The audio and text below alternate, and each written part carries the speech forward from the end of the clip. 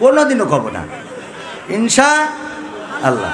নির্বাচনের গরম হাওয়া লেগেছে, শার্টকোট সব রেখে ঘরে পাঞ্জাবি আর টুপি পরি ভোটের তরে রাস্তায় আজ নেমেছে।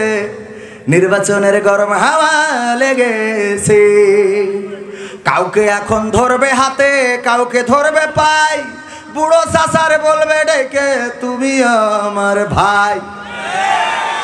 সুগন্ধি ছেলে আমি তোর ভাই হই কি করে? তোর বাবার ভাই ছিল। ও চাচা সরি। কাউকে এখন ধরবে হাতে, কাউকে ধরবে পাই, বুড়ো চাচার বলবে ডেকে তুমি আমার ভাই। পকেট থেকে বের করিয়া দিবে টাকার নোট, বলবে আমি জনদরদি দিও আমায় ভুল। এসব শুনে কলিম চাচা অনেকখানি রেগেছে কোন কারণে?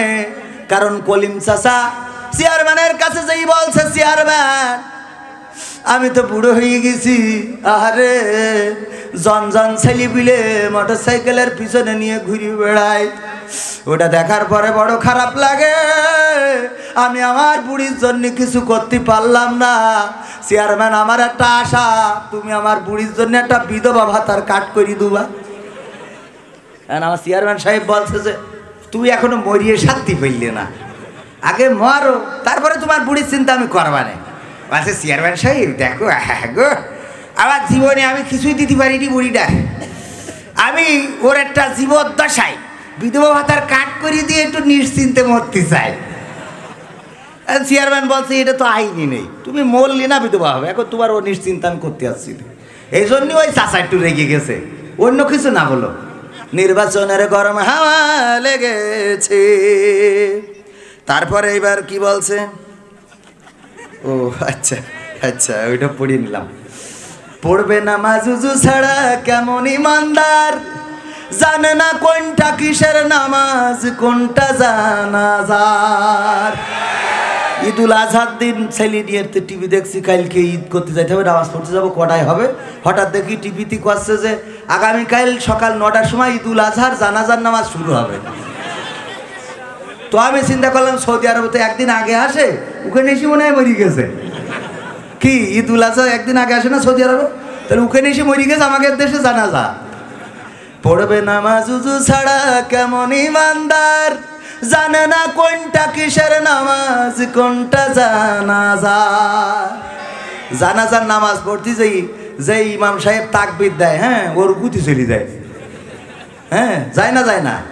হ্যাঁ রুকুতে চলে যায়। ও যদি জানাজার নামাজ পড়াইতে হয় ও 2 রাকাত মারি বসে থাকবে। এরাম আল্লাহর ওলি আছে না নাই? হুজুর বলছে দেখো আমি তোমার বাড়ি দাওয়াত খাবো না যতদিন পর্যন্ত তুমি নামাজি না হবা। বলছে হুজুর ঠিক আছে নামাজি হয়েই দাওয়াত দেবো। এবার কয়দিন পরে দাওয়াত দিয়েছে, হুজুরের বউ বলছে যে একটু দাওয়াত করি, হুজুরের কবে ধরি করছি দুটো খাওয়াবো, ডাকতে পারছাও না? এই বলছে হুজুর আমি নামাজ পড়া ধরেছি, হুজুর দাওয়াত নেন। তো বলছে সত্যিই পড়ছাও তো? বলছে হ্যাঁ হুজুর একদম। তা বলছে তাহলে ঠিক আছে দাওয়াত নিলাম। খাতে এসি বৈশিতে বলছে যে আচ্ছা ঠিক আছে, সবাই নিতেছে, বলছে আচ্ছা ঠিক আছে এখন বলো ফজরের নামাজ, ফজরের ফরজ নামাজ কয় রাকাত? তা বলছে হুজুর খাওয়ার সময় কথা ক্ষতি নেই। খাওয়ার সময় কথা ক্ষতি নেই হুজুর, খাই নেন তারপরে কবা নেই। বউ রান্নাঘরতে দেখাচ্ছে 2 রাকাত। বলছে বলেন না, আপনি না বললে আপনি কিরাম নামাজ পড়েন একটু ইন্টারভিউ দিয়ে নিয়ে নি, বলেন ফজরের ফরজ নামাজ কয় রাকাত এটা বলেন। তা বলছে হুজুর আপনি খাই নেন লাস্টে কবা নেই। তা বলছে না আপনি বলেন। বউ বলছে হুজুর 4 রাকাত। হুজুর বলছে তোমার বাড়ি খাওয়া, আমি বলেছি না যে বেনামাজির বাড়ি খাবো না, তুমি যে নামাজ পড়ো না তা প্রমাণ হয়ে গেছে। কই হুজুর রাগ করে চলে গেছে। বউ বলছে আমি রান্নাঘরের কবার দেখালাম 2 রাকাত 2 রাকাত 2 রাকাত। বলছে এই 4 রাকাত কইছি তাই থাকেনি, 2 রাকাত করলে থাকে। 4 রাকাতে আমি হুজুরের আটকায় রাখতে পারছি না, আর 2 রাকাতে রাখবো কি করি? ঠিক আছে তো? পড়বে নামাজ উজু ছাড়া কেমন ইমানদার, জানে না কোনটা কিসের নামাজ কোনটা জানাজার। দিবে সালাম পথে ঘাটে দেখলে কোন লোক, মুসলিম কিংবা হিন্দু বৌদ্ধ খ্রিস্টান হয় হো। বসন্তেরই কোকিল ওরা এমন সাজে সেজেছে সেজেছে, নির্বাচনের গরম হাওয়া লেগেছে লেগেছে, নির্বাচনের গরম হাওয়া লেগেছে।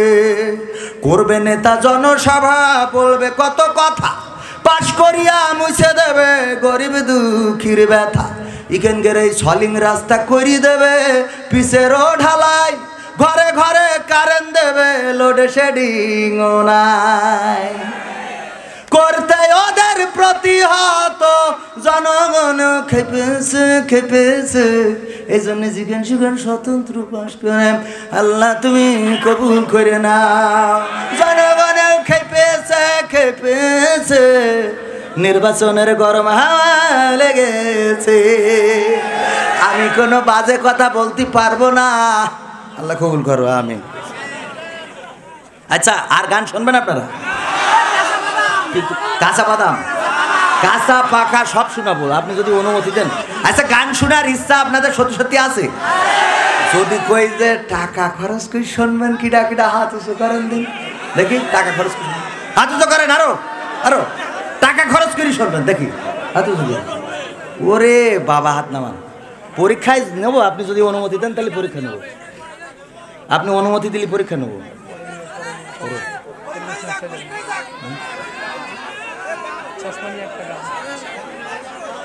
ও আমার ভাইরা, মেলা দিন ধরে আমি চোখে ভালো দেখি না, চশমা না পড়লে দূরি ঘুলা ঘুলা দেখি। মেয়ে মানুষ মনে হয় ছেলে মানুষ, আর ছেলে মানুষ মনে হয় মেয়ে মানুষ। কারণ আমার মাইনাসের সমস্যা। মাইনাস মাইনাস বোঝেন না? প্লাসের লোক কাছে সমস্যা, আর মাইনাসের লোক দূরি সমস্যা।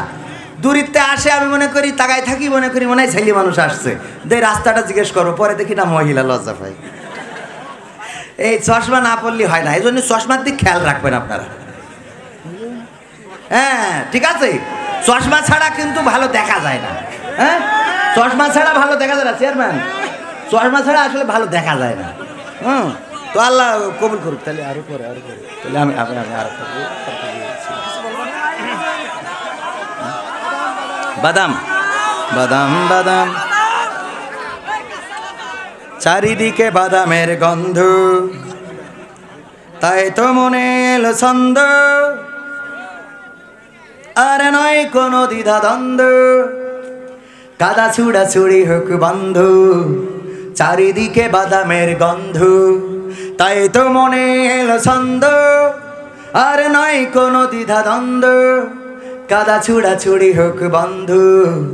বাদাম বাদাম বাদাম বাদাম বাদাম বাদাম বাদাম বাদাম বাদাম বাদাম, কাঁচা বাদাম বাদাম বাদাম, ভাজা বাদাম।